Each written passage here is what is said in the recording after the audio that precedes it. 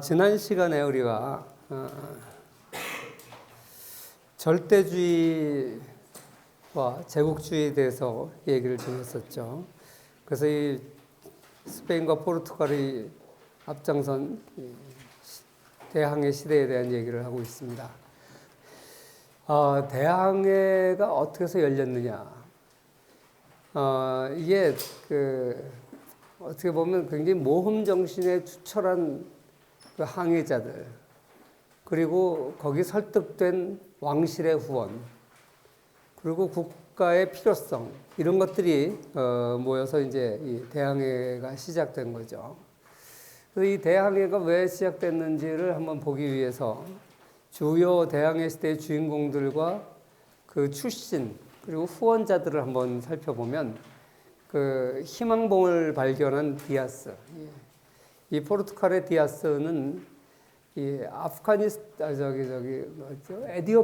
이디오피아가 그 솔로몬과 시바의 여왕할 때 시바, 그 솔로몬을 찾아와 가지고 솔로몬의 아들을 낳았다고 하는 그 시바의 여왕이 에디오피아 여왕이고, 거기가 그 이슬람권 안에 있는데 기독교 국가고, 이 시대까지만 해도 거의 전설의 나라에 가까웠고, 진짜 그런 나라에 있는지도 잘 몰랐어요. 그래서 거기를 탐험을 하고 오라는 포르투갈 왕의 명령을 받고 디아스가 유럽에서 아프리카 쪽으로 쭉 내려와서 그 아라비아 반도 쪽으로 이제 가게 되죠. 그래가지고 그 희망봉을 이제 마지막 그 아프리카 최남단 거기를 최초로 돌아서 그걸 희망봉이라고 이름을 지었습니다. 디아스라든지 뭐 우리가 콜럼버스는 잘 알고 바스코 다가마, 아메리코 베스푸치,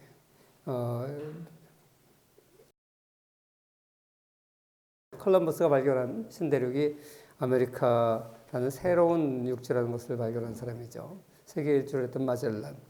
그 조반니 다 베라치노, 이 사람은 미국 대륙의 서해안 쪽을, 서해안이 아니죠, 또 동해죠. 그러니까 대서양 연안을 탐험했던 사람입니다. 이런 그 유명한, 이 사람들 외에도 많지만, 그 가장 유명한 사람들, 이 사람들의 그 출신을 보면, 요 대항해자들의 출신을 보면, 포르투갈 사람이 3명이에요. 그래서 여기 3명이죠. 그리고 이제 이태리 출신이 3명이에요. 그러니까 이베리아 반도에 포르투갈 사람들하고, 이태리 출신이 3명이고, 여기서 이제 후원한, 이제 오른쪽에 칼럼에 있는 후원 왕들을 보면, 포르투갈 왕이 2번 했고, 스페인 왕이 1번 했고, 프랑스 왕이 1번 했어요. 그 이탈리아 도시 국가들은 굉장히 부유했는데 후원을 하지 않았어요. 반면에 포르투갈, 스페인, 프랑스, 이 나라들은 사실 이 이태리 국가들에 비해서 이때 당시에는 후발 국가입니다. 여기서 이제 지중해 시대의 주인공들이 아니기 때문에 새로운 시대를 여는 사람들은 이 사람들이죠.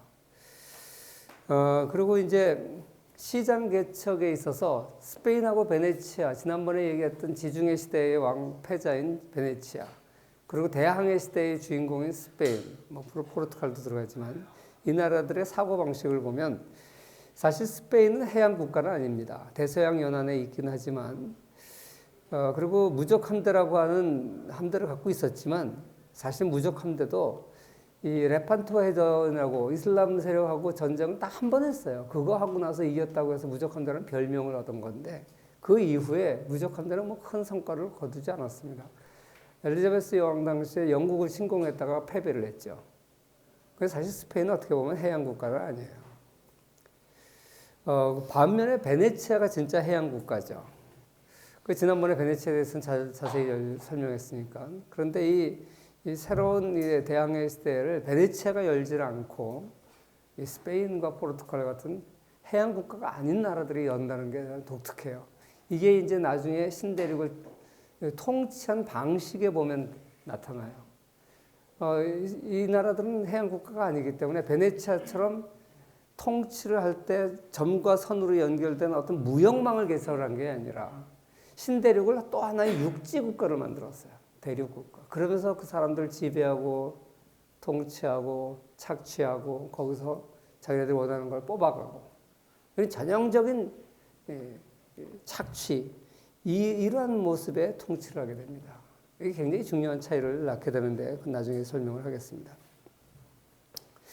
그리고 이 항해에 참여했던 항해자들, 우리가 이 사람들을 항해자라고 탐험가라고 알고 있는데 사실 어떻게 보면 이 사람들은 탐험가들이 아니에요.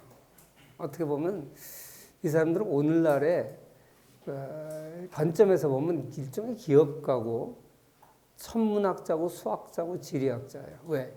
지구가 둥글다는 것을 확신하고 있던 사람들이고, 그리고 지구의 지름 이걸 계산을 해야 거기까지 갈 때까지 식량과 배의 규모를 정할 수가 있어요. 그러니까 이 사람들은 어떻게 보면 탐험가인 동시에, 물론 탐험가죠. 탐험가인 동시에 어떻게 보면 기업가다, 모험가다. 그래서 요새 보면 벤처 사업가예요. 물론 이 사람들 중에서 뭐 떼돈 버는 사람 별로 없어요. 이 사람들의 목적은 어떻게 보면 뭐 돈 버는 건 아닐 수도 있어요. 그러나 그 왕들을 설득해가지고, 왜? 그때 당시에는 그 막대한 자금을 댈 수 있는 사람들이 왕밖에 없었으니까. 왕들을 설득해서 이게 뭐 수익이 하나도 안 날 수도 있으니까 거기에 필요한 비용을 이제 조달받아서 간 모험가들인 동시에 벤처 사업가들이다. 그런데 이 피렌체인이 여기 2명 끼어 있어요. 여기 보시면 아메리고 베스푸치가 피렌체 사람이고 베라치노가 피렌체 사람이에요. 우리가 알다시피 피렌체는 해양국이 아니에요. 내가 참 여러분 노트에 베네치아라고 해놨던데 잘못된 겁니다. 고치세요. 피렌체죠. 베네치아는 해양국이죠. 예, 그래서 그런데 이 사람은 어떻게 피렌체인들이 이렇게 있었냐. 이 사람들은 수학과 지리학에 발전한 도시국가 피렌체예요. 그래서 이 어떻게 보면 이 두뇌 유출이죠. 이런 피렌체의 뛰어난 두뇌들이 이것에 관심 있는 지역의 왕들을 도와서 이걸 시작한 거예요. 근데 베네치아에서는 이런 두뇌 유출이 없었어요. 사실 미국이 요즘 이제 20세기에 굉장히 발전한 이유는 19세기, 20세기에 많은 유럽의 과학자, 학자들이 또 스포츠 선수들도 마찬가지예요. 전부 다 미국으로 가죠. 심지어 요리사까지. 왜? 거기 가면 대우가 좋으니까. 이게 브레인 드레인 현상이 유럽에서 미국으로 있었는데 이 시대에도 일종의 브레인 드레인 현상입니다.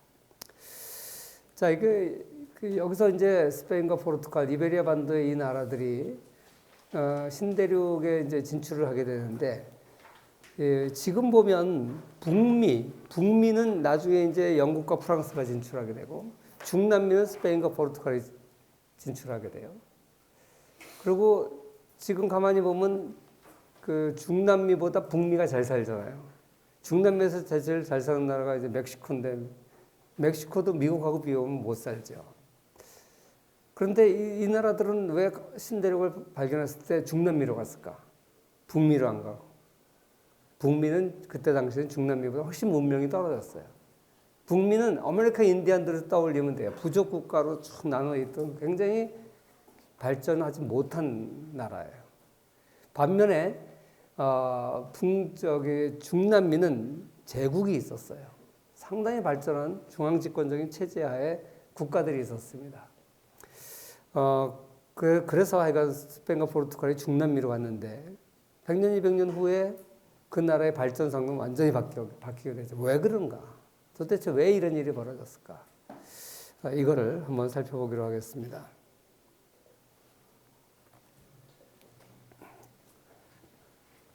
핸드폰 이리죠.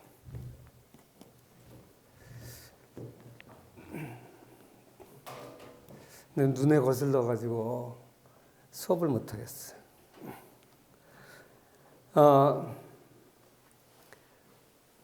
그 스페인과 포르투갈이 이제 중남미 지역을 이제 점령을 하는데, 콜럼버스도 우리가 잘 알고, 1519년에 코르테스가 아즈텍 왕국을 이제 점령을 하게 되죠. 오늘날의 이제 멕시코입니다. 그 다음에 1534년에 피사로가 페루를 원정하게 됩니다. 그래서 이 나라들의 그 원정을 통해서 어떤 일들이 벌어졌는지를 한번 살펴보도록 하겠습니다. 아까 이제 디아스에 대해서는 설명을 했고요. 뭐 콜럼버스도 여러분 다 아니까 넘어가도록 하겠습니다. 콜럼버스는 4차례에 걸쳐서 탐사를 합니다. 아마 계속 그 멕시코의 그 연안이 좁으니까 태평양 쪽으로 빠져나갈 길이 있는지를 살펴본 것 같아요. 근데 끝내 이제 콜럼버스는 이제 그 길은 발견하지 못했죠. 그래서 오늘날 그 여러 그 중남미에 있는 그 섬과 도시들을 이제 발견을 했는데, 이 콜럼버스가 두 번째 항해 때 그때 이제 사탕수수를 가져가요. 그래서 이쪽에 이제 기후가 사탕수수가 잘 키워질 수 있는 곳인지 확인을 하고, 그래서 나중에 사탕수수 농장을 위해서 흑인들을 많이 노예를 끌고 가게 되거든요. 근데 그 사탕수수를 처음에 가서 심은 사람이 콜럼버스예요. 왜 그러냐면 콜럼버스의 장인이 아프리카에 있는 섬에서 그 사탕수수 재배 농장을 했어요. 사실 이 사탕수수 설탕이라는 것은 이슬람 국가들이 먹는 걸 알았어요. 근데 십자군 전쟁 때 섬으로 설탕이 유럽에 전래가 되는데, 사실 유럽에는 사탕수수가 자랄 수 있는 기후가 없어요. 그게 열대작물이기 때문에. 그래서 아프리카에서 재배가 가능한데, 아프리카 내륙에는 백인들이 들어갈 수 없어요. 풍토병 때문에. 그러니까 아프리카 내륙은 못 들어가니까 아프리카의 앞에 있는 섬 같은 데서 사탕수수를 재배했는데, 그렇게 성공적이지 못했어요. 조금 그냥 재배했을 정도죠. 그런데 콜럼버스의 장인이 이제 사탕수수를 재배하고 있었기 때문에 콜럼버스가 거기 가보니까 되게 덥더라. 그러니까 이거 가져가면 심어봐라 그래요. 가서 심어보니까 잘 돼.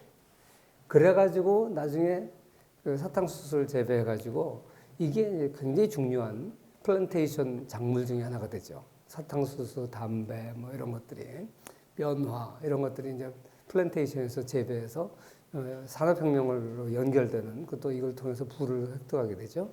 그래서 이건 콜럼버스는 이제 그런 공헌을 합니다. 그 다음에 이제 멕시코를 점령한 사람은 코르테스인데, 처음에는 이제 사실 지도자는 아니었고, 총독은 아니었어요. 그냥 쿠바 총독으로 간 사람은 지금의 이제 그 쿠바에다가 이제 본부를 뒀죠. 그래서 쿠바 총독은 디에고 벨라스케스인데, 이제 섬이니까 거기서 이제 있으면서 본토 쪽을 이제 총사령관으로 원정을 보냈어요. 그 원정 사령관이에요. 어떻게 보면 장교인데. 그런데 이 사람이 코르테스가 야망이 아주 많았어요. 도착하자마자 배를 다 깔아앉혀버려요. 우린 여기서 뼈를 묻는다. 그리고 딱 연락선으로 한 척만 남겨놓고 배를 다 깔아앉혀버리고, 그리고 거기서부터 전쟁을 해서 이제 들어가기 시작하는 거예요. 그 부하들한테 우린 돌아갈 배수의 진을 치는 거죠. 없다. 우린 여기서 싸우다 죽는다. 그러니까 이 코르테스가 아주 독특한 사람이에요. 그리고 이제 쭉 들어가면서 개종도 시키고, 그 다음에 원주민들을 하나하나 이제 정복을 하는 거예요. 그리고 이 사람이 배를 한 척 보내가지고 카를로스 5세, 지난 시간에 얘기했던 다이아몬드 족보, 할아버지, 외할아버지로부터 엄청난 땅을 이제 하사받은 이 칼 5세, 원래는 칼 1세였죠. 이 칼 5세한테 보내가지고 내가 이 멕시코를, 이 아스텍 문명을 다 정보를 해서 당신한테 바칠 테니까 나의 정복을 허락해달라. 처음엔 탐사하라고 보냈는데 총독은 제껴놓고 왕한테 직접 보내가지고 자기가 허락을 받아요. 그래서 이 기록이 이 멕시코 제국 정복기로 해서 코르테스가 칼 5세한테 보낸 편지, 보고서죠, 보고서. 이게 이제 그대로 다 번역이 돼 있어요. 그래서 1권, 2권으로 나와 있어요. 그래서 사실 뭐 내가 스페니쉬도 모르고 옛날엔 이걸 몰랐는데 이 번역되게 된 게 나와서 내가 이걸 쭉 읽어보니까 굉장히 재밌더라고요. 혹시 여러분들 역사에 관심 있는 사람들은 이걸 보시기 바라고. 이거 뭐 다 설명할 수는 없어요. 그리고 또 이게 이제 영국 BBC에서 그 제작을 했는데, 워리어스라는 이제 다큐멘터리 시리즈로 코르테스를 이제 이걸 5부작으로 만들어 놓은 게 있어요. 그래서 이걸 보시면 굉장히 재밌고, 이 두 가지 자료를 중심으로 해서 간단하게 얘기를 하겠습니다. 사실 아즈텍 문명 이전에 그 멕시코 연안 일대에는 마야 문명이 있었습니다. 마야 문명은 9세기에서 10세기경이니까 굉장히 초기 문명이에요. 그리고 신대륙에 이 서양 스페인 사람들이 갔을 때는 이제 아즈텍 문명이고 뒤를 잇고 있었죠. 근데 이 아즈텍 문명은 굉장히 발달한 문명이었어요. 이 아즈텍 지난번에도 얘기했는데 아즈텍의 이 시장 경제가 상당히 발달돼 있었어요. 시장 경제까지는 아니지만 시장이 상당히 발전돼 있어서 트라칼라 황제 같은 경우에는 이 시장왕이라고 불릴 정도로 굉장히 시장하는 걸 좋아했다 그래요. 그래서 이 시장의 질서를 잡아놓고 있었고 정부 감독관이 파견돼가지고 이 서로 시장 거래에서 속이는 사람은 벌을 준 거. 오늘날 정부의 역할을 하는 거죠. 그리고 이 사람들이 스스로를 뭐라고 불렀냐면 멕시카라고 불렀어요. 그래서 오늘날 멕시코라는 단어가 거기서 유래한 겁니다. 굉장히 화려하죠. 근데 코르테스가 갔었을 때는 황제가 목테수마였어요. 어떤 책은 몬테수마라고 번역되어 있기도 한데 당시 세계에서 가장 부유하고 강력한 왕이라고 그래요. 수도가 테노치티클란이라고 하는 곳인데 이 테노치티클란은 여기 지도에 보시면 여기 이제 걸프에서 안에 들어와 가지고 걸프가 아니라 저기 멕시코만에서 들어와 가지고 요 가운데 있는 요거예요. 확대된 지도가 요건데 염해예요. 그러니까 내륙 이제 과거에 바다가 이제 막혀 가지고 이제 호수가 된 거죠. 그래서 짜기 때문에 염해예요. 이 수도가 이 가운데 염해 한 가운데 있어요. 그래서 굉장히 난공불락이죠. 왜? 이 가운데 수도가 있기 때문에 우리나라 한강에 있는 여의도처럼 수도가 강으로 둘러 있으니까 배가 없으면 거기 들어갈 수가 없어요. 외적이 침입해 들어갈 수 없는 곳이죠. 그래서 그 목테스마 황제는 이때 중남미에는 이 사람을 갖다가 신한테 바치는 이런 의식이 많이 있었어요. 그래서 어떤 사람들은 이렇게 그 비인간적인 의식이 있었기 때문에 이 벌을 받아서 다 멸망했다. 뭐 이런 얘기를 하지만 하여간 굉장히 군주들이 잔인했습니다. 코르테즈는 이렇게 그 쿠바에서 배를 타고 와서 이 지역을 쭉 다니면서 이제 지역들을 이제 점령해 가는데 새로운 사실을 알게 된 게 뭐냐면 이 통일 왕국이긴 하지만 많은 부족들이 사실 이 몬테수마 황제의 전제 정치에 아주 혐오를 하고 굉장히 반발이 많이 한다는 걸 알았어요. 그래서 점령을 해 들어가면서 이 사람들을 동맹군으로 이제 삼기 시작합니다. 그래서 코르테스가 이끄는 1000명의 군대로 수만 명, 6만 명 이상 살았다 그러는데 그 도시를 이길 수가 없어요. 그런데 이렇게 동맹군을 많이 만들었기 때문에 승리할 수 있었던 것 같아요. 그래가지고 사실 스페인 사람들은 지난번에도 얘기했지만 이슬람과 자그마치 700년 동안 전쟁을 했어요. 이슬람 세력을 이베리아 반도에서 물어내기 위해서. 그래서 가장 전투에 능한 사람들이 바로 스페인 사람들이다. 그런 얘기를 지난번에 했었죠. 십자군 전쟁 때도 그랬고. 그래서 AD 800년 때부터 15세기까지 끊임없이 전쟁을 했던 사람들이라서 전투에 굉장히 능하고 전략에 강한 사람들이에요. 코르테즈도 그런 지도자였습니다. 그래서 이렇게 점령을 해 들어갔고 11월에 아즈텍의 수도인 테노치티클란에 도착했을 때 사실 이 사람들이 이제 그 황제를 만나면 다 무릎을 꿇고 땅에 이제 조아려야 돼요. 그런데 코르테즈는 가자마자 황제를 포옹을 해요. 유럽식 인사를 하는 거예요. 그럼 말도 안 되는 거거든요. 이 사람들 기준에. 그런데 이상하게 몬테수마가 이 사람들을 환영을 해요. 왜 그런가? 그 수수께끼는 내 뒤에서 얘기를 할게요. 이 사람들이 전설이 있었어요. 언젠가는 하얀 사람들이 와서 큰 거대한 새를 타고 하얀 새를 타고 하얀 사람들이 와서 자기의 왕권을 가져갈 거다. 찾아갈 거다. 이런 전설이 있었어요. 근데 이 사람들이 서양 사람들이 전설의 인물하고 너무 비슷한 거야. 그래서 이렇게 했다는 이제 학설이 있어요. 아무튼 그래가지고 이 사람들을 갖다가 손님으로 접대를 하게 되는데 들어가자마자 뭐 총을 갖고 있었으니까 총을 쏘니까 막 혼비백산해요. 그 소리에. 그러고 나서 황제를 갖다가 연금을 해버려요. 포로로 잡아요. 그래가지고 몬테스마를 포로로 잡아놓고 몬테스마를 통해서 계속 통치를 하는 거예요. 그런 식으로 이렇게 아즈텍 문명을 접수를 하게 되는데 사실 그 총독이 있었던 벨라스케스 총독이 이제 이 사실을 알고 콜럼버스가 코르테스한테 소환 명령을 내려요. 그래서 또 다시 부대를 보내가지고 야 코르테스 그 녀석 나한테 내 말도 안 듣고 지 멋대로 정복하고 있다. 그래가지고 이 코르테스를 다시 이제 오라 그래요. 체포하려 그래요. 그 소리를 듣고 코르테스가 자기 부대 일부는 테노치티클란 수도에 남겨놓고 나머지 부대 반만 데리고 가가지고 그 사람들을 설득해요. 야, 그게 아니라 그 총독 그놈 벨라스케스 그놈 바보 같은 놈이다. 우리가 여기 멕시코를 점령해서 우리 형제한테 바치자. 설득을 해요. 그러니까 이제 설득이 안 된 사람들은 죽여버리고 그걸 설득해가지고 그 사람들 자기 부하로 또 만들어요. 그래서 대단한 능력의 사람이죠. 그리고 이제 다시 이제 테노치티클란 수도로 돌아오는데 이 없는 사이에 코르테스가 없는 사이에 반란이 일어나가지고 자기 부하들이 다 죽어버려요. 4분의 3이 죽어요. 그리고 다 쫓겨나 버려요. 그래가지고 이제 이 사람들을 데리고 다시 이제 수도를 다시 뺏어야 될 거 아니에요. 그런데 거기에 배가 없으면 들어갈 수 없잖아요.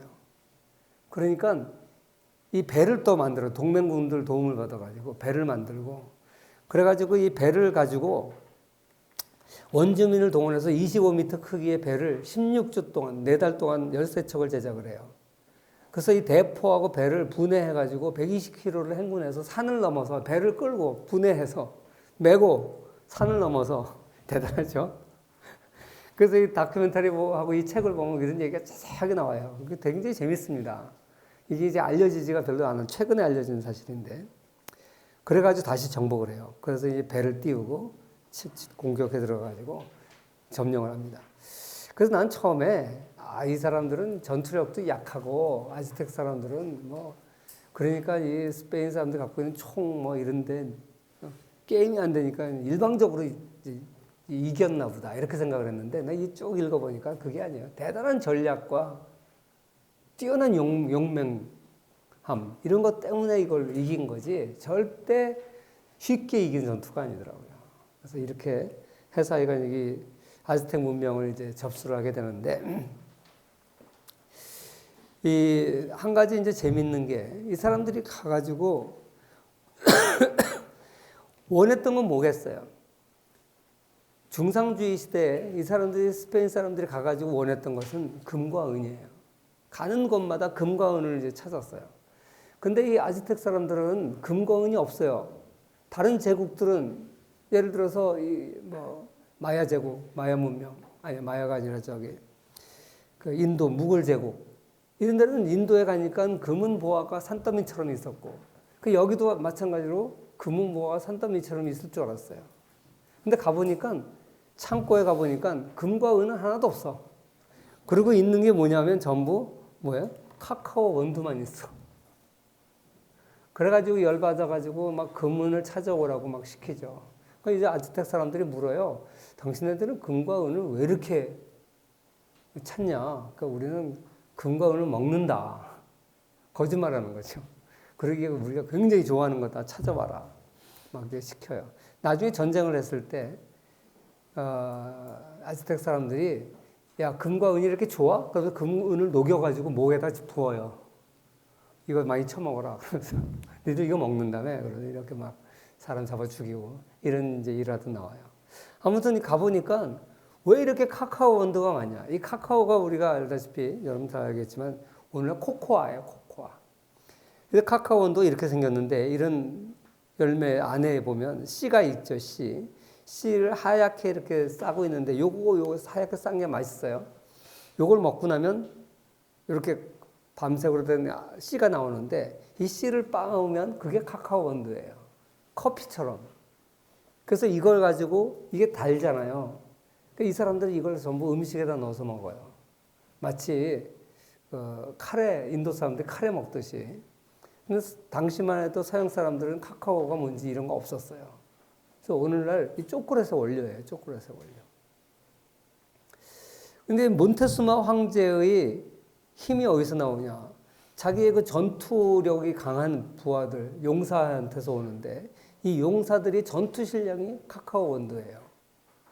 오늘날 미국 군인들이 전쟁할 때 초콜릿이 전투 식량의 중요한 부분이거든요. 요새 물론 초콜릿만 있는 게 아니라 다른 것도 많지만 항상 그 미국 그 군인들이 갖고 다니는 전투 식량에 보면 그 안에 초콜릿이 들어가 있어요. 굉장히 고열량에다가 칼로리가 높고 휴대하기 쉽고 그래가지고 초콜릿을 갖고 다니는데 마찬가지예요. 이 몬테수마 황제의 절대 권력의 원천은 뭐냐? 이 용사들인데 이 용사들이 막 요새처럼 식량 메고 병참선도 약했을 때 무슨 뭘 먹고 이렇게 전투를 하겠어요? 근데 그게 이제 전투 식량이었다는 거예요. 그래서 카카오 원두는 전투 식량일 뿐만 아니라 세금을 거둘 때도 카카오 원두를 걷어요. 왜? 이거는 물품화폐가 가지고 있는 성격을 다 갖고 있어요. 물품화폐는 어떤 성격을 가져야 됩니까? 분할 가능해야 되죠. 상하지 않아야 돼요. 모든 사람이 원해야 돼요. 이런 게 물품화폐의 특징인데, 그래서 뭐 쌀이나 이런 것이 이제 과거에 물품화폐로 쓰였잖아요. 카카오 원두가 모든 사람이 다 원하기 때문에, 그리고 분할 가능하고 잘 상하지 않고, 그래서 이게 이제 당시의 화폐였어요. 세금을 거둘 때도 카카오 원두 가지고 걷어요. 그래서 이 몬테스마 황제의 창고에 가보니까 이 카카오 원두가 10억 개 정도 있었대. 야, 그러니까 이 사람들 눈에는 어마어마한 부자인 거예요. 근데 스페인 사람들 올 때 이거 다 쓸데없는 거예요. 이게 도대체 뭐에 쓰는 물건이야, 이게. 황금은 없고, 금과 은은 없고.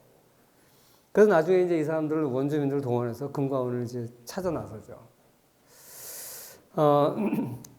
아무튼, 당시의 물가가 카카오 원두의 개수로 이제 결정이 된다 그래요. 짐꾼의 일당이 원두 100개였다 그러고, 노예 가격이 100개였다 그래요. 그러니까 이 소리는 뭐냐면, 노예가 흔해 빠진 거예요. 하루 일당밖에 안 돼. 노예를 부리려면 그 사람 먹여줘야 되잖아. 그 노예를 부려서 무슨 이득이 남아야 되는데 이득 남는 게 별로 없었던 것 같아요. 그 노예 가격이 너무나 싸다. 이 소리는 뭐야? 잦은 정복 전쟁 때문에 나 먹여만 주면 당신 노예가 되겠어 하는 사람이 널렸다는 소리예요. 칠면조가 카카오 원두 200개의 가격이래. 칠면조의 반값이야, 사람의 가격이. 조선시대 노비값이 조랑말의 절반 수준이었다 그러거든요. 말이 귀했죠, 조선시대. 당시에 칠면조가 우리 조선시대 조랑말 정도 수준이었나 봐요. 매춘 가격이 10개였대요. 이런 문헌들이 남아있어요. 그러니까 그때 당시에는 성에 대한 개념도 없었고 헐값이죠. 토끼 한 마리가 카카오 10알이었다 그래요. 칠면조의 20분의 1 가격이네요. 아무튼 이렇게 당시 물가가 카카오 개수로 이렇게 될 정도로 카카오가 하나의 공식 통화였습니다. 아까 내가 몬테스마 황제가 코르테스 일행에 굉장히 그 선대를 했다 그랬는데 왜 그랬냐면 이 아즈텍의 신화가 있는데 옛날에 케찰코아틀이라고 하는 신이 아즈텍을 만들었는데 수염이 길고 살결이 희고 이런 이제 신인데 큰 새를 타고 와가지고 지배를 했다. 언젠가는 그런 사람이 돌아왔을 때 왕권을 줘야 된다. 이런 신화가 있었대요. 근데 스페인 사람들이 타고 온 배가 정말 하얀 큰 새같이 보였어요. 범선이. 거기다가 이 새로운 신들의 그 주기가 52년 주기가 있는데 그 1519년이 바로 그 주기에 딱 맞는 해였대요. 그래서 이 사람은 이 사람들이 신이구나 이렇게 생각을 하고 저항해봐야 무의미하다고 생각하고 쉽게 그냥 포로가 돼버렸다는 거예요. 그래서 오히려 이들에게 선물도 주고 노예도 주고 이런 전설이 있어요. 이거는 학설이에요, 학설. 확실한 건 아니죠. 근데 몬테스마 황제가 너무나 쉽게 포로가 됐기 때문에 이런 거하고 맞을 거다. 이런 이제 견해가 있는 거예요. 아무튼 1519년에 시작해서 1521년 3년 만에 아즈텍이 전부 다 정복을 하고 금과 은을 찾기 시작합니다. 근데 이 사람들은 금과 은이 화폐가 아니니까 그냥 발견이 되면 좀 녹여서 장신구 정도밖에 없어요. 근데 그건 모아봐야 얼마 되지가 않아요. 그러니까 나중에는 이제 결국 이제 카카오 원두의 사용법을 알게 되고 이거를 갖다가 이제 초콜릿을 만들고 카카오를 먹어보니까 맛있거든. 이걸 이제 본국에 보냈더니 이게 인기가 좋은 거예요. 그래서 이제 카카오 플랜테이션을 만들게 되고 이것뿐만 아니라 나중에 이제 콜럼버스가 가져왔던 설탕, 그다음에 거기서 이제 나온 럼주 이런 것들이 이제 중요한 유럽의 상품이 되고 그래서 이제 노예를 많이 이제 가져다가 처음에는 이제 백인 노예들을 썼어요. 근데 백인 노예들이 약하고 막 죽고 사람의 숫자가 충분하지 않아요. 그래서 이제 흑인 노예를 수입하기 시작했는데 흑인 노예들은 아프리카의 뜨거운 지역에서 일했던 사람들이라서 기후에 적응을 잘해요. 그래서 나중에 이제 흑인 노예가 대규모로 오게 되는 것이죠.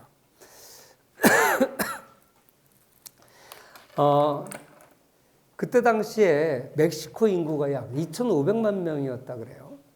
이거 정확하게 알 길은 없는데 여러 문헌을 이제 기초로 해서 추정을 하는 건데 그게 아즈테크 문명이 멸망하고 나서 인구가 얼마로 줄어드냐면 10분의 1로 줄어들어요. 90%가 죽었어요. 페루는 한 900만 명 정도 됐었다 그러는데 130만으로 줄고요. 북미 아메리칸 인디언들은 또 역시 90% 정도 죽었다 그래요. 그래서 이게 전부 다 정복한 사람들이 총칼로 죽였을까? 사실 이때 스페인 군대들이 총이 있었고 대포가 있었어요.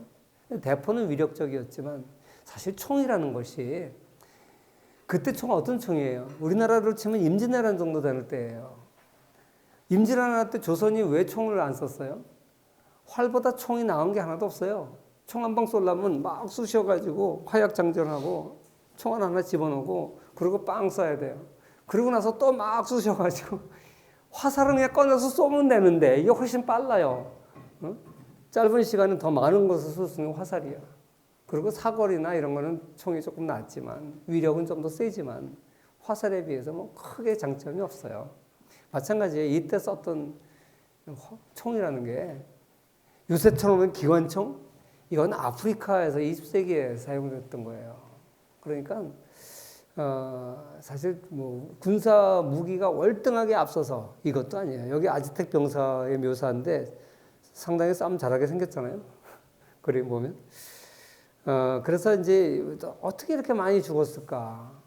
여기에 대해서 사실 의학적으로 봤을 때 인구가 그렇게 급격하게 감소된 가장 큰 원인은 병 때문에 그렇다. 천연두, 홍역, 매독, 결핵 이런 것 때문에 그런데 사실 아메리카 대륙은 유라시아 대륙과 달리 동떨어져 떨어져 있잖아요. 그러니까 유라시아 대륙은 아시아와 유럽이 연결이 돼 있어서 수천 년 동안 서로 문물이 교류되면서 많은 질병들을 겪었어요. 사실 지난 시간에 얘기했던 흑사병의 경우도 안 걸린 게 아니에요. 사람 다 걸려요, 누구나. 그런데 살아남은 사람은 체질이 강해서 살아남는 거예요. 안 걸린 게 아니에요. 그러니까 그 후손들은 강해서 살아남은 사람들의 자손들이니까 더 면역이 강한 거예요. 그래서 흑사병이 주기적으로 왔었는데 안 온 게 아니라 계속 그 후에도 계속 흑사병이 왔었는데 주기적으로 살아남는 사람의 숫자가 더 많으니까 죽은 사람이 별로 없는 거예요. 천연두도 마찬가지예요. 뭐 우리가 알다시피 천연두 그러면 이제 얼굴이 걸리고 나면 곰보가 됐잖아요. 그래서 우리는 그 예방접종, 우두 예방접종을 맞으면 이제 괜찮은데 그 예방접종을 맞기 전에도 초기에는 천연두를 많이 죽었어요. 근데 많은 사람들이 살아남고 그냥 여기 흉터만 생겼더니 살아남는 거예요. 근데 이런 병을 한 번도 알아보지 않은 신대륙 사람들이 접하니까 그 사람들은 속수무책으로 죽어버리는 거예요. 한 번 저항력이 전혀 없어서. 자고 일어나면 한 마을이 다 전멸을 해요. 근데 백인들은 멀쩡해. 그러니까 이 사람들이 볼 때 백인들이 신이에요. 저 사람도 왜 안 죽지? 그러니까 이제 맥닐이라고 하는 사람이 전염병과 인류의 역사라는 책을 썼는데 이 책의 핵심은 뭐냐면 인류 역사는 흥망성쇠는 전부 전염병이 일으킨 거야. 이 사람의 책은 또 너무 지나쳐. 그래서 모든 큰 인류의 흥망성쇠는 다 전염병과 관련된다. 그렇게 그런 시각에서 쓴 건데 뭐 그 이 책을 읽어보면 좀 심하다 싶을 정도로 모든 것을 또 이렇게 전염병 가지고 해석을 해요. 그건 좀 심하지만 하여간 신대륙에서 이렇게 많은 사람이 죽은 거는요. 서양 사람들이 가서 죽인 것도 있지만 그렇게 많이 죽일 수가 없어요. 그래서 이 전염병이 가장 큰 이제 역할을 했다. 오늘날로 치면 화생방전이에요. 세균전이에요, 세균전. 이 사람들이 의도한 건 아니에요. 그렇지만 이건 세균전으로 인해서 죽은 거다. 그렇게 많이 죽으니까 자손을 번식시켜야 될 거 아니에요. 그래가지고 이제 뭐 흑인들도 오고 동양인들도 오고 그래가지고 많은 혼혈족이 생겨납니다. 원주민들은 많이 죽었기 때문에. 그래서 오늘날 그 중남미에 가보면 뭐 밀라또, 메스티소, 까보클로, 카푸조 이런 이제 종족들이 있는데 뭐 알기 쉽게 정리를 해놓은 거예요. 이 동양인과 이 혼혈들을 메스티소라고 불러요. 동양인하고 흑인이 됐든 백인이 됐든 뭐 인디오가 됐든 동양인의 피가 섞인 사람들을 메스티소라고 부르고 까보클로는 백인과 인디안들하고 동양인하고는 이게 인디오라는 것은 이제 그 원주민들을 얘기해요. 이 동양인들하고 또 다르게 생겼어요. 아메리칸 인디안들 보면 이제 우리보다 좀 커요, 덩치가. 북미도 마찬가지죠. 우리보다 덩치가 우리하고 비슷한 얼굴을 가졌는데 골격을 가졌는데 우리보다 훨씬 큽니다. 또 동양인들보다. 그래서 좀 인디오들은 이제 동양인하고 좀 다르게 생겼는데 그래서 이런 여러 가지 종류의 이렇게 그 혼혈족이 있을 정도로 그 이유는 원주민들이 거의 다 죽어버렸기 때문에 지금 중남미인들은 그 후에 새로 혼혈에 의해서 생겨난 종족이에요. 자, 그러고 나서 이 스페인은 오늘날 중남미가 왜 북미보다 가난하냐 이걸 설명하는데 이제 스페인의 식민지 전략이 중요한 역할을 해요. 코르테스는 어떤 전략을 가지고 있었냐면 뱀을 잡을 때 그 무시무시한 큰 뱀도요. 어디만 잡으면 꼼짝 못합니까? 목만 딱 잡으면 뱀은 꼼짝 못해요. 막 칭칭 감아도 소용없어. 뱀 머리만 딱 잡고 있으면요. 내가 옛날에 젊었을 때 우리 시골에 농장에 가 있었는데 집안에 뱀이 등장했어. 뱀이 나왔어. 그러니까 뭐 우리 애들이 기겁을 하고 여자들이 뭐 비상이 걸렸죠. 난 도회지에 살아서 뱀 한번 잡아본 적도 없는데 근데 그거 아빠가 거기서 겁내면 안 되잖아. 나까지 공포에 질려버리면 이제 큰일 나는 거죠. 근데 뱀을 한번 잡아봤는데 책에서 본 거는 있어가지고 영화에서 봐서 긴 작대기 갖고 와서 딱 뱀 머리를 눌러놓고 여기를 딱 잡으니까 진짜 꼼짝 못하더라고. 뱀 그렇게 잡잖아요. 똑같아요. 이 거대한 제국을 통치하고 지배하려면 왕만 잡으면 되는 거예요. 그 절대주의 국가가 형성된 나라에서는요 정복하기 쉬워요. 오히려. 군대가 조직돼 있으니까 그 군대를 쳐부시는 건 어렵지만 이 속임수를 통해 가지고 왕한테 접근을 해가지고 뱀머리를 잡듯이 왕을 딱 포위를 하는 거예요. 그래서 그 왕을 통해서 통치를 하는 거예요. 그래가지고 그 왕이 명령을 내리니까 할 수 없이 다 복종을 하는 거죠. 그리고 이제 그 스페인 사람들이 신흥 귀족이 되는 거예요. 그래서 전국을 갖다가 과거의 귀족들을 다 없애버리고 신흥 귀족이 돼서 조직적으로 통치를 해나가는 겁니다. 이것이 스페인의 식민지 전략이었고, 그래서 엔코미엔다라고 하는 스페니쉬에서 나온 건데 이거는 위임 또는 위탁 이런 뜻이에요. 사실 8세기부터 무어인들이 스페인을 다 점령을 했잖아요. 그러면서 스페인 사람들이 본토 회복 운동을 불려서 1492년에 레콘키스타, 리컨콜, 재정복을 완성했다 그랬잖아요. 그래서 이 이슬람 세력으로부터 빼앗은 땅, 돌려받은 땅, 이 땅을 갖다가 어떻게 통치하겠어요? 결국 자기 가신들한테 나눠주는 거죠. 전쟁 그 공헌을 세운 사람들한테.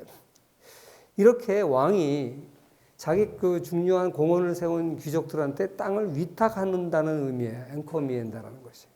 그럼 그 위탁받은 땅을 봉건 영주들처럼 이제 지배를 하게 되는 거죠. 그래서 이런 비슷한 제도를 그 멕시코에서 그대로 실시를 한 거예요. 엔코멘데로라는 것은 그 엔코미엔다의 새로운 소유주. 지금으로 치면 옛날 용어로 치면 봉건 영주하고 비슷한 거예요. 그래서 이 사람들한테 세습 영지화를 해가지고 앵코멘데로들한테 이 영지를 하사하는 거예요. 이런 식으로 이제 땅을 다 분할을 해가지고 스페인 용사들이 새로운 귀족이 되는 거죠. 그렇게 해서 전국을 다스리게 되는 거죠. 그리고 이제 이때 이제 신부들이 같이 갔는데 왜? 포교를 해야 되니까. 기독교를 이제 전파해야 되니까. 이제 이 수사들은 기독교를 전파 이제 군대의 뒤를 따라가 들어가서 이 사람들은 어떻게 생각했냐면 이 영혼들은 다 지옥 가니까 이 사람들 기독교화 해야지 참 천당 간다 이렇게 생각을 한 거죠. 그래서 포교 활동을 했는데 한편으로는 이제 포교 활동을 하면서 끊임없이 이 군인들의 이제 보고를 이제 기록을 해요. 근데 이 기록들을 보면 굉장히 잔인하게 지배를 했다. 모든 원주민을 하인으로 삼아 쉴 새 없이 부려먹는다. 뭐 이런 이 전형적으로 스페인이 신대륙을 통치한 방식이에요. 봉건 영주처럼. 그래가지고 나중에 피사로가 이 페루, 지금의 페루입니다. 잉카 문명을 지배할 때도 똑같은 방식을 써요. 코스테스가 썼던 거하고 똑같은 방식을 써요. 그래서 이제 피사로가 이제 잉카 문명을 이제 싸우는 전쟁하는 장면인데 여기 가가지고 아타우팔알파라고 하는 황제를 갖다가 이제 똑같이 코스테스가 했듯이 덧을라서 이제 인질로 잡아요. 처음에 친선 사절처럼 가까이 가. 그래가지고 총을 쏴가지고 막 말이 뛰고 막 놀라는 사이에 습격해 들어가서 왕을 딱 포로로 잡아요. 그런 식으로 이제 왕을 잡으면 뱀 머리 잡는 거예요. 그러고 나서 이제 통치를 하는 거죠. 그러고 나서 이제 뭐라 그러냐면 여기도 마찬가지로 가니까 황금이 하나도 없어. 금과 은이 없어요. 그러니까 이제 왕한테 거짓말을 해요. 방 하나를 금으로 가득 채워라. 그 다음에 방 2개를 은으로 가득 채워라. 그럼 너 석방시켜주겠다. 너 명령을 해라. 그래가지고 전국에 황제니까 방을 내려가지고 금과 은 폐물들을 모아요. 그래가지고 정말로 그게 채워놔요. 그리고 이제 참 순진하죠. 나 석방해달라. 석방을 못 석방해 죽여버려요. 그리고 그 사이에 또 통치 질서를 다 잡아가지고 완전히 이제 할당을 하고 이제 지배를 한 거예요. 이런 나쁜 짓을 엄청 했어요. 그래서 이런 이제 오늘날로 보면 상당히 이제 이게 그대로 있어서 금보다 훨씬 귀한 가치가 있는 유물들인데 하여간 특징이 뭐냐? 이걸 이교도 문명이라 그래가지고 이걸 전부 다 파괴시켜버려요. 문서도 다 없애버리고. 그게 제일 큰 나쁜 짓이었던 것 같아요. 그래서 이 금괴를 만들어버리죠. 그래서 이제 금과 은을 찾으러 다니는데, 잉카에서는 진짜 찾아요. 세로리코라고 하는 산을 발견합니다. 여기 오늘날 포토시 지방이라고 알려진 볼리비아의 포토시 지역인데, 여기서 세로리코라는 산을 발견해요. 이 산이에요.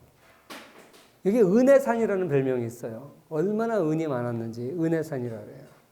그래서 이 황금이라고 하는 책을 보니까 여기서 6만 2천 톤의 은을 캤다 그러는데 이 당시 스페인이 세계 금은의 83%를 한때 보유했어요. 엄청나게 많은 금과 은을 이제 여기서 캔 거죠.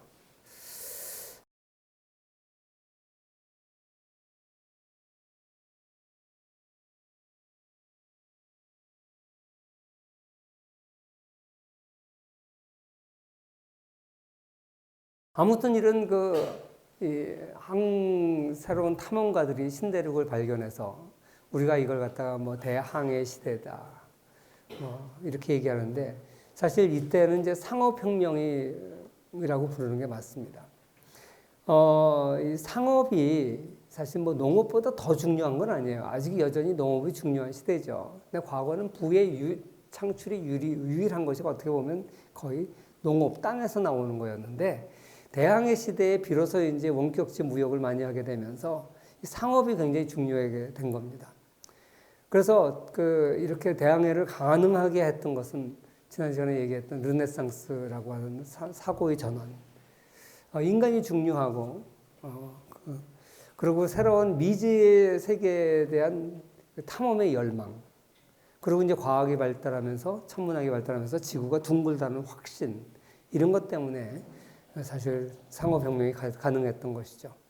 그래서 서로 몰랐던 지역의 사람들 서로 알게 된 것이 지리혁명이라고 그랬고, 지리상의 발견보다는 지리혁명이라는 단어가 좋다 그랬죠. 그렇게 돼서 서로 알게 되니까 이제 신대륙에 있는 작물들, 코코아, 아까 얘기했던 코코아라든지 목화, 사탕수수 이런 것이 이제 서방 세계와 무역을 하게 돼요. 또 종전의 지중해 항해 시대에는 그 뭐 향료 정도만 동방상품이었어요. 그런데 이제는 이런 새로운 상품들을 많이 알게 되고 상업의 중심지가 지중해 시대에는 베니스가 가장 중요한 도시라 그랬어. 베네치아. 그게 이제 대서양 연안으로 바뀌게 되고 리스본이라든지 이런 도시가 가장 중요한 이제 도시로 떠오르게 됩니다. 그래서 이젠 지중해 무역권과 북유럽 무역권이 세계로 확대되게 되고 그리고 이제 삼각 무역이 이제 생겨나요. 삼각 무역에 대해서는 일단 노예 무역을 얘기할 때 그때 얘기를 하겠지만 신대륙에서 유럽으로 가져오고 유럽에서 또 상품을 싣고 아프리카에 가서 아프리카에서는 주로 유리 제공품 그다음에 아프리카는 또 수많은 부족으로 나눠서 전쟁을 많이 했어요. 그래서 유럽산 무기가 아프리카 추장들한테 엄청나게 인기가 좋아요. 그래서 그런 유럽의 장신구들, 그다음에 무기들 이걸 이제 아프리카 추장들한테 갖다 주면 아프리카 추장들이 자기네들이 전쟁 포로를 줘요. 그럼 그게 이제 노예예요. 그걸 싣고 신대륙에 가요. 신대륙에 가서 그 노예가 굉장히 비싼 거거든요, 사람이. 오늘날 치면 로봇이에요, 로봇. 그 노예를 갖다 팔고 신대륙에서 있는 아까 얘기한 그런 카카오니 뭐 설탕이니 이런 걸 갖다가 이걸 싣고 이 삼각무역이에요. 물론 삼각무역의 종류는 여러 가지 종류가 있습니다만 가장 대표적인 삼각무역이에요. 그러면 어마어마한 부가 이제 창출이 되는 거죠. 이렇게 해서 이 16세기, 17세기 유럽이 부를 축적하기 시작합니다. 이렇게 부를 축적하니까 나중에 그게 기초가 돼서 공장을 세울 수 있는 돈 많은 부자들이 많이 생겨나는 거예요. 자, 그래서 이렇게 스페인과 포르투갈, 이 나라 이베리아 반도에 있는 두 나라가 중심이 돼서 세계 무역을 하게 되는 것을 우리가 초기 제국주의 시대라 그럽니다. 그러다 17세기에 와서 네덜란드가 그 뒤를 잇게 되는데 이 시대에 우리가 제국주의 시대에 약탈을 했다 그러는데 주로 뭘 했겠어요? 약탈 그러면 약탈 문화재가 생각이 나요. 그죠? 근데 사실 이런 문화재는요. 그냥 부산물로 조금 가져온 거예요. 사실 여러분 생각해 보세요. 문화재를 많이 가져가서 부자가 돼요.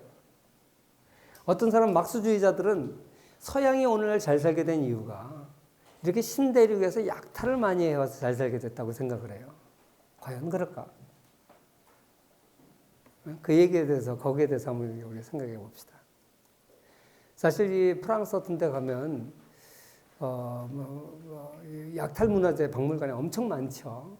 영국도 마찬가지고 대형 박물관에 가면 그 한국관도 있어요. 각 그 나라 관들이 있어요. 다 그 옛날 제국주의 시절에 다 그런 데 가서 약탈해 온 것들을 막 해놓은 거예요. 달라고 해도 주지도 않아. 전쟁에서 뺏은 거는 돌려주지 않습니다. 절대. 그래서 오벨리스크 같은 거, 프랑스 같은 거 교차로에 서 있어요. 오벨리스크. 이집트에서 가져온 오벨리스크. 저런 탑. 사실 굉장한 문화재인데 이런 걸 막 교차로에 세워놔서 택시를 빙빙 돌아요. 무슨 자랑이라고 남의 나라 약탈해 온 거를 막 전시해 놨죠. 근데 사실 이 문화재 갖고 와서 이 나라들이 잘 살게 되는 건 아니에요. 그 다음에 이제 후추 이런 향신료를 많이 갖고 왔죠. 그래서 아까 얘기했던 삼각무역의 핵심은 이제 초기에는 이런 향신료였습니다. 뭐 설탕 이런 거. 그 다음에 금과 은, 뭐 조금 전에 얘기를 했고요. 그 다음에 노예. 노예는 베네치아에서 제일 그 중요한 물품이 또 노예라 그랬잖아요. 마찬가지로 대서양 시대에도 노예가 굉장히 중요한 물품입니다. 이런 걸 통해서 무역을 통해서 엄청난 이제 부를 축적하는 거죠. 근데 이 스페인은요, 이렇게 많은 것을 약탈해 왔음에도 불구하고 스페인의 그 세계 재패는 거의 70년 만에 막을 내려요. 아니 사실 이렇게 많은 것을 약탈해서 부자가 됐으면 계속 지배를 해야 될 거 아니에요. 한 세기도 못 가서 네덜란드한테 패권을 뺏기게 되거든요. 왜 그랬을까? 오늘날 우리가 개인적으로 봤을 때 여러분 부자가 3대 가기 어렵다는 말이 있죠. 나라도 비슷한 것 같아요. 약탈을 통해서 부자가 된 나라는요, 오래 못 가는 것 같아.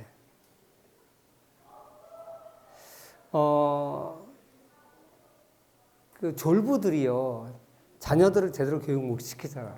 요새는 조금 얘기가 다를지 모르겠습니다만. 또 여러분 그 복권 당첨해가지고 자손 만들어 부자가 된 사람 봤어요? 되게 복권 당첨된 사람은 패가망신하더라고. 복권 당첨하면 제일 먼저 하는 게 뭔지 아세요? 세 가지를 바꾼대요. 집 바꾸고, 차 바꾸고, 마누라 바꾸고. 물론 여자가 당첨되면 남편을 바꾸겠죠. 대부분 그렇다 그래요. 가정이 제대로 된 가정이 없대요. 그러고 나서 그 당대에 망한다 그러더라고. 나라도 비슷한 것 같아요. 스페인도요. 그렇게 어마어마한 부가 금은 보화가 막 신대륙에서 쏟아져 들어오니까 스페인 왕이 한 게 뭐예요? 유럽의 온갖 왕위 계승 전쟁에는 다 개입해요. 막스 베버가 추계한 바에 의하면 칼 5세는요 당대에 다 말아먹었어요. 그래서 국가 수입의 70%를 전쟁으로 낭비했고, 그리고 향료, 후추, 그리고 중국에 가가지고 도자기니 뭐 이런 거 사느라고 다 낭비해버렸어요. 사치품들 산다고. 그 아들인 필리페 2세가 1556년에 등극해 보니까 자기 아버지가 앞으로 있을 수입까지 예상해서 그걸 저당 잡혀가지고 다 말아먹었어. 전쟁하느라고. 그래가지고 그 다음해 이듬해 1557년에 파산선언을 합니다. 파산선언이라는 게 뭐예요? 오늘날로 치면 채무불이행이에요. 왕이 전쟁을 하거나 뭐 하는데 필요해서 국채 발행을 하잖아요. 그리고 10년 만기가 돌아오면 갚아야 돼요. 그런데 안 갚는 거, 그게 바로 파산이에요. 뱅크럽시. 우리가 IMF 외환위기 당시에 IMF로부터 돈을 빌렸죠. 왜? 파산 선언을 안 하려고. 나라가요, 한번 외채 빌린 거를 갖다가 안 갚으면 신용등급이 뚝 떨어져요. 그럼 우리나라에 있는 모든 기업이 외국에 가서 돈 빌릴 때 엄청난 이자를 물어야 돼. 리스크 프리미엄이 엄청나게 높아져요. 그래서 그걸 막기 위해서 우리가 IMF로부터 급전을 빌린 거예요. 그래서 외채 상환을 한 거죠. 그러느라고 IMF가 돈 빌려줄 때 그냥 빌려줘요? 조건을 내세우죠. 니네들 만약에 나라 앞으로 말아먹어서 이거 못 갚을 때를 대비해서 앞으로 경제 운영은 우리 말 들어. 중남미 많은 나라들이 돈 빌려가가지고 그 군사 쿠데타를 정권 잡은 장군들이 다 농갈라 먹고 돈 다 낭비해버렸어요. 만기 돼서 못 갚아. 그럼 IMF에다 야 우리 돈 다 떨어졌어. 또 좀 더 빌려줘. 그런 일을 많이 겪었거든요. 세계은행이나 IMF는.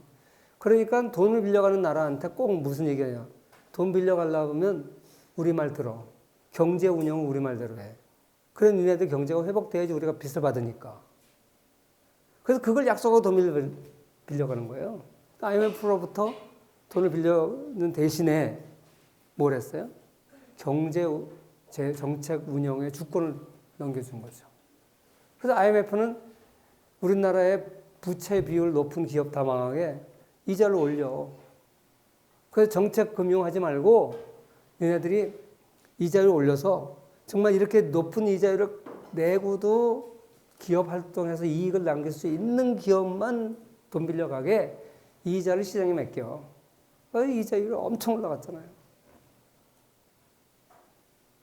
그래서 많은 기업들이 흑자도산을 했어요. 왜? 우리나라 기업들은 부채가 너무나 많았기 때문에. 그래서 BIS 비율 200%로 맞춰 은행들로 하여금. 그러니까 그걸 맞추려고 하다 보니까 은행들이 기업에 돈을 못 빌려주는 거예요. 그러니까 돈을 못 빌려주니까 경영을 잘 하는 기업조차도 갑자기 부채가 많은 기업은 다 문 닫은 거죠. 다 팔아넘기고. 그래서 아무튼 우리가 이제 IMF가 잘못된 정책을 취하는 바람에 많은 기업들이 넘어갔어요. 사실 대우 같은 건 참 아까운 기업이에요. 남아 있었으면 워낙 부채가 많긴 했는데 누구도 잘 모르겠지만 대우 같은 거 우리나라 그때 30대 재벌 안에 뭐 12개인가 18개인가 넘어갔죠. 그래서 엄청난 국부가 이제 해외로 빠져나갔는데 아무튼 오늘날도 채무 불이행을 하게 되면 국가 신용도가 너무나 떨어지고 엄청난 피해가 있기 때문에 그걸 막으려고 애를 쓰잖아요. 근데 스페인은 필리페 2세는 등극하자마자 그 다음 해에 바로 채무 불이행 선언을 해버려요. 야 이건 못 갚아나 돈 없어. 10년 연계, 10년 후에 갚을게. 그래서 여기 보면요. 1557년에 시작을 해가지고 1560년, 75년, 96년 거의 10년마다 디폴트 선언을 해버려요. 채무불이행 선언을 해요.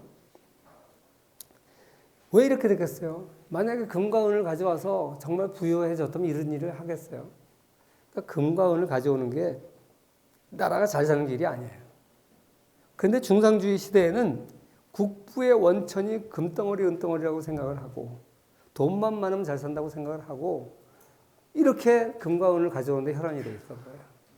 금과 은이 많아지면 나라가 잘 살게 됩니까?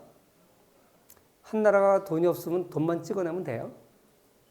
사실 그렇게 생각했던 바보 같은 정치 지도자들이 있었죠.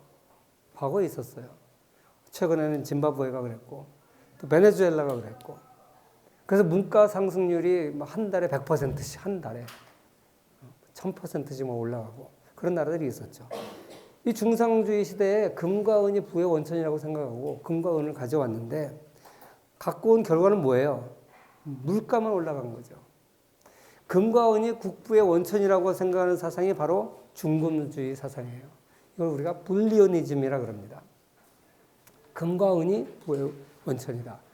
불리온이라는 것은 금괴를 말해요. 불리온, 금괴. 그래서 이 시대, 중산주의 시대, 머컨탈리즘. 내가 이거 한번 얘기한 것 같은데, 중상주의 시대의 철학이 뭐냐면, 부의 원천은 금이다. 금과 은 같은 귀금속이다. 그래서 이 귀금속을 확보하기 위해서 수출은 좋은 거예요. 왜? 수출을 하면 금과 은이 들어오잖아. 수입은 나쁜 거야. 왜? 수입하면 금과 은이 나가잖아. 그러니까 무조건 금과 은이 많아지는 게 좋은 거예요. 그러니까 해외 식민지를 만들어서 거기서 금과 은을 키우면 이건 좋은 거예요. 이렇게 생각했던 거죠. 그리고 중상주의의 또 한 가지 특징은 엘리트주의입니다. 쉽게 얘기해서 정부가 시장을 규제해야 된다고 하는 사상이에요. 이게 사상적인 측면에서 중상주의의 특징이고요. 이걸 하기 위해서 국가 경제를 통합을 해요. 그래서 좋은 점도 있어요. 내지 관세를 철폐하고 도량형을 통일하고 이런 건 상당히 좋아요. 옛날에는 봉건 영주들이 세금을 매기고 통행세를 받고 그랬어요. 그러니까 무역이 잘 안 돼요. 근데 이제 절대주의 시대는 국가가 통일되니까 내지 관세가 다 없어지게 되죠. 그리고 시장이 확대가 돼요. 이건 아주 긍정적인 효과예요. 그리고 옛날에는 어느 나라든지 화폐가 봉건 영주들이 만들었으니까 너무나 다양했어요. 수백 가지, 수천 가지 화폐가 있었어요. 근데 이게 다 통일이 되니까 이건 절대주의의 장점이에요. 그래서 이게 국내의 경제가 통합된다는 것은 굉장히 장점이었는데 단점은 뭐냐? 무역에 대해서 잘못 인식을 해서 무역을 제로섬 게임이라고 생각했어요. 수출은 좋은 것이고 수입은 나쁜 것이니까 어느 나라도 수입은 안 하고 수출만 하려고 그래. 그러면 두 나라가 힘센 나라끼리는 무역할 길이 없어요. 그러니까 무역을 강요하는 거예요. 그러니까 무역을 하려면 식민지가 필요한 거예요. 식민지한테 너희 말이 잔소리가 이거 사. 자기는 안 사고. 이렇게 이제 무역을 하려고 했던 것이죠. 그래서 이 중상주의 시대에는 무역을 제로섬 게임이라고 이해를 했어요. 그 후에 리카드와 아담 스미스에 의해서 무역이 누이 좋고 매부 좋고 서로서로 수출 수입이 서로서로에게 도움이 된다는 인식은 나중에 자유주의 사상가들에 의해서 생겨나는 것이고 중상주의 시대까지는 그걸 몰랐어요. 그래서 식민지를 확보하는 이유는 뭐냐? 자기 수출을 팔아먹으려고. 그래서 이 식민지 시대의 정책을 뭐라고 그러냐면 확대된 자급자족 경제다 이렇게 얘기해요. 어디로 확대돼요? 식민지로 확대된. 무역의 이익을 모르니까. 그래서 자급자족 체제예요, 결국. 이게 제국주의 시대 경제 이념 중상주의의 특징입니다.